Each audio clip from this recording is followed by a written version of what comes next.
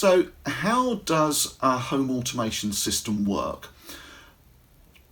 All home automation systems, whether they're as simple as something like an Alexa or as complicated as Qualsys or Fibara or something like that, or Control 4, a home automation system needs to know what to do in certain circumstances.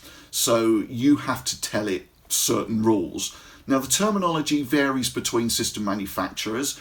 So I'm going to use the terminology that I'm familiar with, but it might be something different on your system.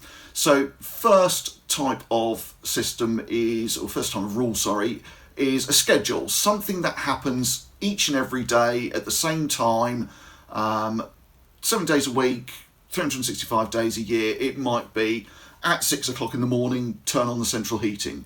Or it might be at 10 o'clock at night, turn on the porch lights. Something like that. Something very simple, happens every day, and you just automate it like that by setting a schedule.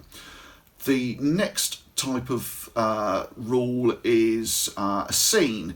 Now that's something where you issue a command, very often verbally, but you issue a command to the system and it does a number of different tasks. So it could be that you say to your system, run my first thing in the morning scene, and it draws the curtains for you, it turns the bathroom light on, it might set the coffee maker to start, something like that.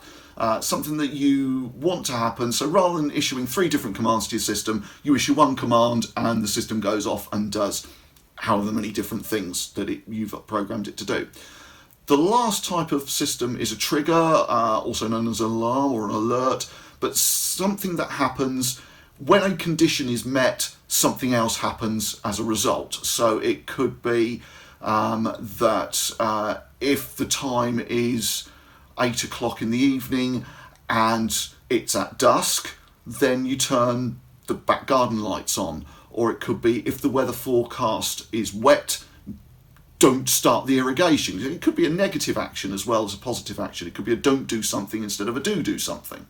And those kind of commands can be really complicated. As I just pointed out, there could be 2, 3, 4 different conditions that have to be met for a trigger to run. And again, you could then set it to run a scene so that the trigger happens and a number of different commands run. And that's the way that you automate things with home automation systems.